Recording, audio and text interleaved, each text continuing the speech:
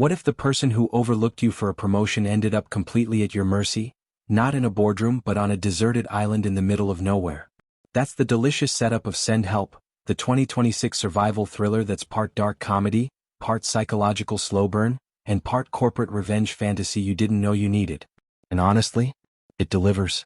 We open in a sleek corporate office, and immediately we're introduced to Linda Little, played with incredible lived-in energy by Rachel McAdams. Linda is the kind of person who does everything right and gets credit for almost nothing. She's been at this consulting firm for 7 years, crunching numbers, pulling all-nighters, building financial projections so thorough they could run themselves. She's sitting with the assistants. She eats tuna fish at her desk. She talks to her cat at night and tells it she deserves more. And the wild thing is, she absolutely does. The company is going through a transition. The founder, old Mr. Preston, has passed, and his son Bradley, played with perfectly calibrated smug charm by Dylan O'Brien, is stepping in as the new president. Linda has been quietly told, as a promise from the father himself, that she is next in line for vice president. She believes this. She has planned for this. Her whole identity is stitched to this promotion. So when Bradley Preston walks into that office shaking hands and cracking jokes, Linda practically glows. This is her moment. Except it isn't. The VP position goes to Donovan, a guy who's been there 6 months, plays golf with Bradley, and was in the same frat in college. Classic. Linda doesn't go quietly. That's what separates her from every overlooked employee who ever just swallowed it and kept typing. She walks right into Bradley's office mid-meeting, closes the door and tells him, calmly, directly, that this decision is wrong. 7 years versus 6 months. She did the work. She built the reports. She carried the load. Bradley listens. He even seems impressed by her nerve. But then he proceeds to tell her, with that particular brand of casual cruelty that only entitled bosses can manage, that she's great with numbers. A savant even, but she lacks the it factor. She doesn't charm a room. She doesn't golf. She's not a people person.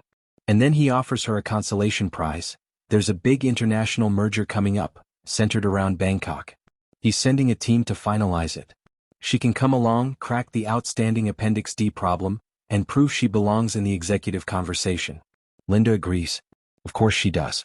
Now here's where the film shifts gears beautifully, because we find out through a quiet, almost throwaway scene that Bradley had already planned to use Linda to get Donovan up to speed and then ship her off to a satellite office somewhere far away.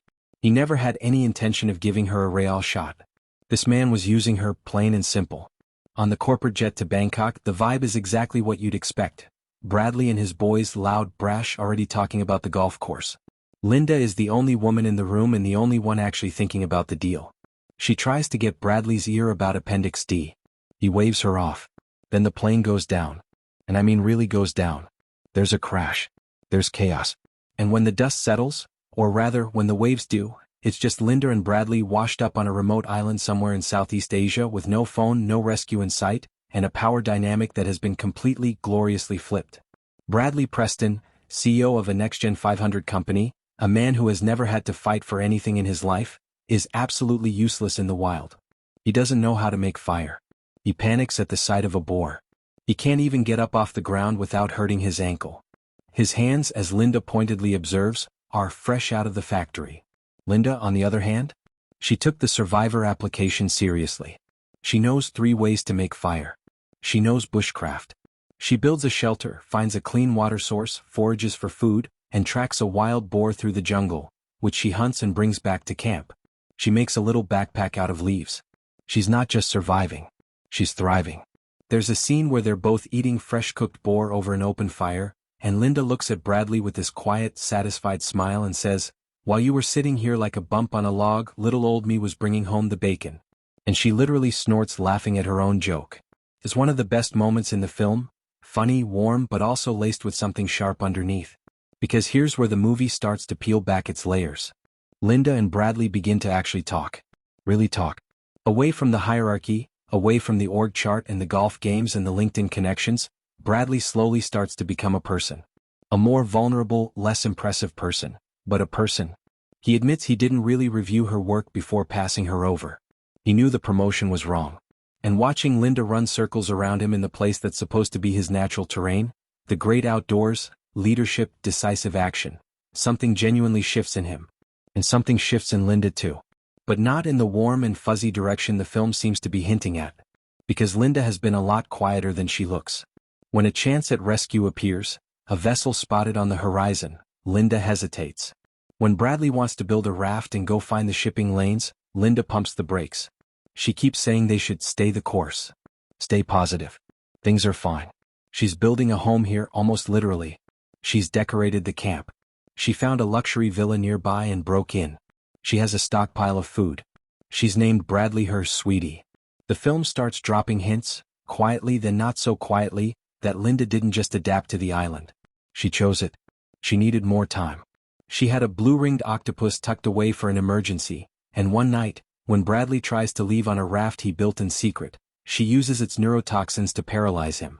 She stands over him with a knife, recounts the story of her childhood dog who was disobedient and needed to be fixed, and makes it very clear that she is now the boss, and he would do well to remember it.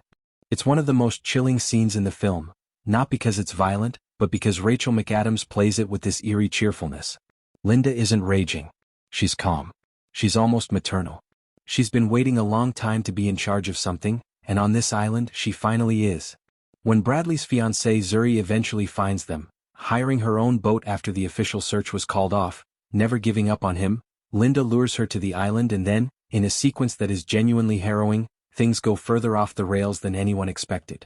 The third act confrontation forces both Linda and Bradley to say things out loud that have been building for the entire film. He tells her she's the most incredible person he's ever known. She tells him she just needed a little more time. He begs her not to hurt him. She talks about wanting to be happy, really actually happy, for the first time in years. And then Bradley Preston, the man who dismissed her as not ready for executive leadership, the man who used her skill and then planned to throw her away, he stabs her. He calls her "you crazy bitch" from accounting as he escapes. And Linda, bleeding barely on her feet, corrects him. Strategy and planning. Boom. We cut to nearly a year later. Linda is standing at a celebrity golf tournament, being interviewed on camera. She's tan, sharp, radiant. The official story is that the plane went down, everyone else was lost, and Linda was found alone at sea on a raft, the sole survivor of a terrible crash. Her memoir about the ordeal is a bestseller. It's being adapted into a movie. She's learning to golf. The interviewer asks what's next. Linda smiles into the camera and delivers her new philosophy, the one she's turning into her next book. No help is coming. So you better start saving yourself. Send Help is not a conventional thriller. It's not even a conventional dark comedy, though it is genuinely funny in the first half. It's something stranger and more interesting than either. A film about what happens when a woman who has been systematically ignored, underestimated, and discarded decides that the world outside the office is the only place she actually has power, and isn't ready to give it up. Rachel McAdams carries the entire film. She makes Linda sympathetic and unsettling in equal measure, sometimes within the same breath. You root for her right up until the moment you realize you probably shouldn't, and even then you kinda still do. Dylan O'Brien does strong supporting work, playing Bradley's transformation from entitled boss to humbled castaway with enough specificity that when he finally snaps back into survival mode at the end, it feels earned rather than jarring. The film isn't perfect. Some viewers will find the tonal shift into thriller territory too abrupt. The first act is breezy enough that the darkness of the third can feel like it belongs to a different movie. And there are questions the film leaves deliberately unanswered that might frustrate rather than intrigue. But as a study in what it costs a person to be overlooked for too long, and what they might do when the playing field finally levels, Send Help is bracingly, disturbingly, surprisingly good. If you enjoy films that keep you laughing until they make your skin crawl, this one is absolutely worth it. Subscribe and turn on notifications so you don't miss more videos like this. Thanks for watching.